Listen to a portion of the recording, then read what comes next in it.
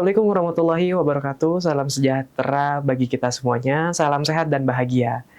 Jumpa lagi dengan saya Rizky, selaku host pada segmen Kapsul di channel YouTube PSE Talk. Seperti pada episode sebelumnya, saya di sini nggak cuma sendiri nih. Saya ditemani apoteker kita, yaitu Bugian. Nah, Mas Rizky dan sobat sehat sekalian, belakangan ini kan banyak nih berita-berita yang muncul di masyarakat, baik lewat media sosial atau media lainnya seputar kosmetik dan kecantikan. Banyak kasus seperti yang kosmetik yang ilegal tanpa izin edar, terus kosmetik yang ditarik karena mengandung bahan-bahan yang dilarang oleh Badan POM, dan masih banyak yang lainnya. Pada kesempatan kali ini kita mau kasih tahu nih ke sobat bagaimana sih mengetahui rahasia kosmetik yang aman dari perspektif seorang apoteker. Oke, sebelum masuk ke pembahasan permasalahannya, saya mau tanya dulu nih Bu. Apa sih Bu peran Ibu atau misalkan peran seorang apoteker dalam industri kosmetik?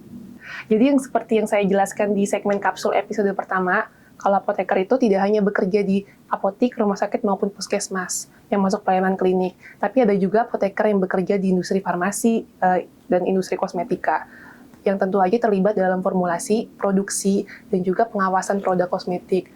Karena kami memastikan produk kosmetik tersebut yang sudah beredar ke pasaran itu aman, efektif, dan sesuai dengan regulasi.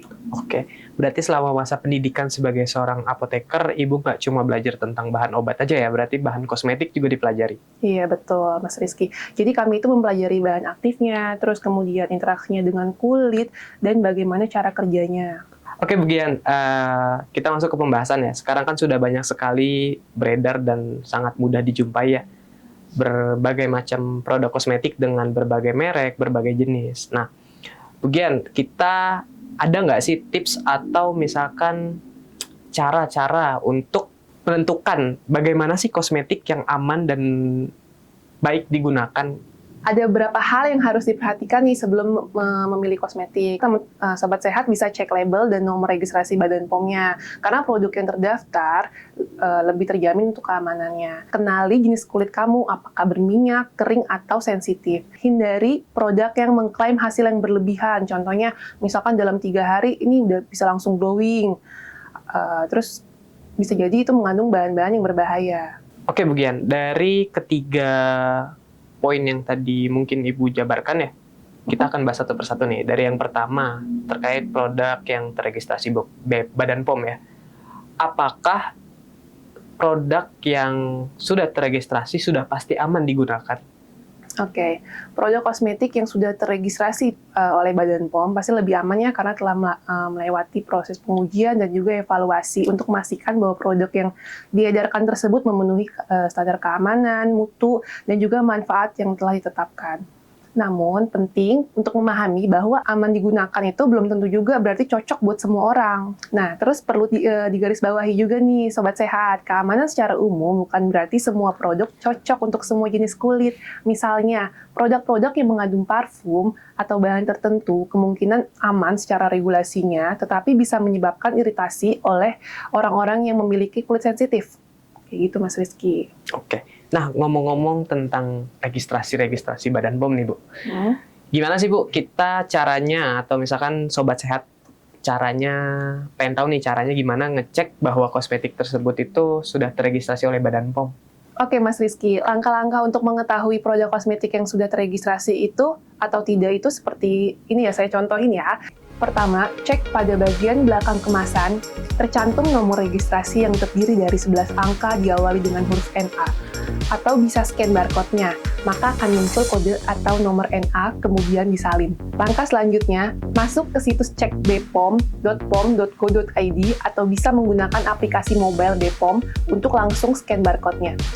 Jika masuk melalui website, silakan cantumkan nomor NA yang tertera dan nanti akan muncul identitas produk kosmetiknya.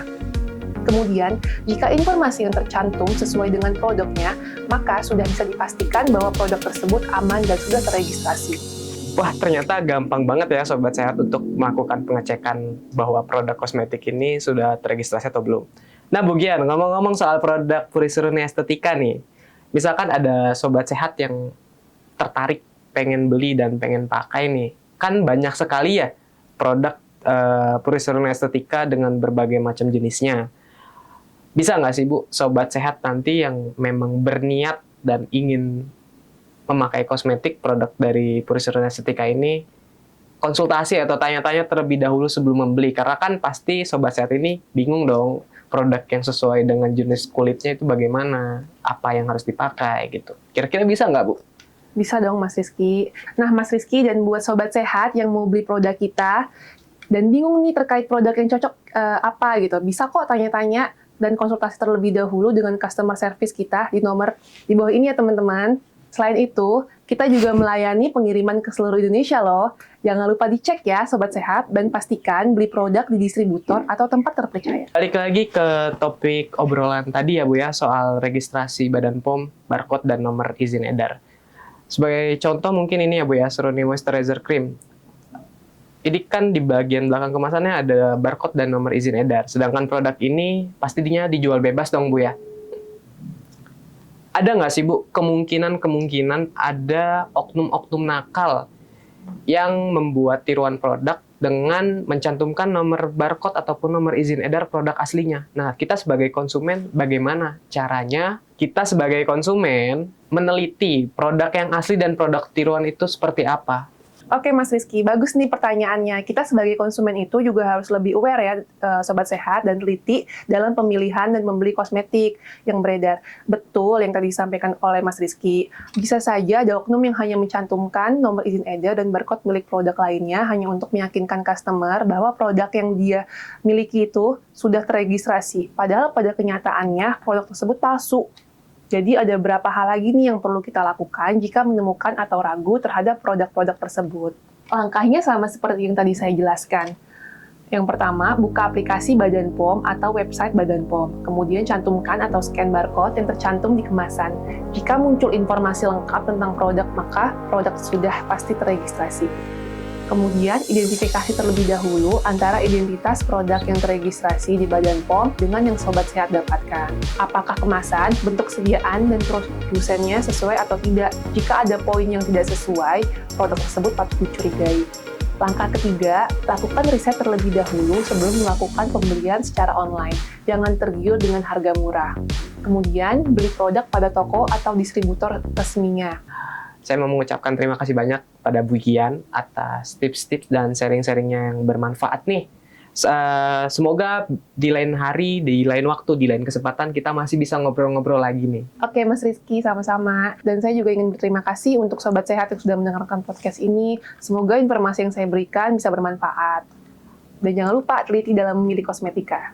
Oke Sobat Sehat, sekian episode kapsul pada kali ini. Bagi Sobat Sehat, yuk subscribe, like, dan komen. Sobat Sehat mau kita bahas apa lagi pada episode selanjutnya. Saya Rizky, selaku host, pamit undur diri. Assalamualaikum warahmatullahi wabarakatuh.